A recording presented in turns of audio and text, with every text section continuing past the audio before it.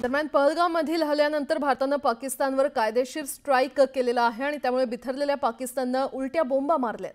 पाहुयात ग्राफिक्सच्या माध्यमातून।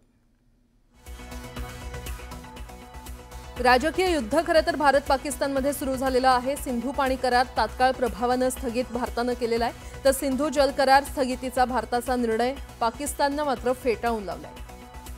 भारताने अटारी बॉर्डर तात्काळ बंद केली आहे, तर पाकिस्तानने वाघा बॉर्डर पोस्ट बंद करण्याचा निर्णय घेतलाय। भारताने पाकिस्तानी नागरिकांचा व्हिसा रद्द केलाय, तर पाकिस्तानने शीख यात्रेकरू वगळता भारतीयांचा व्हिसा रद्द केलाय।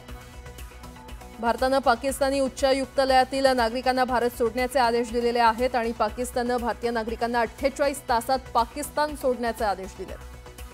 तर भारताने पाकिस्तानशी व्यापाराला स्थगिती दिली आहे। पाकिस्तानने भारतासोबतच्या सर्व प्रकारच्या व्यापाराला स्थगिती दिली आहे।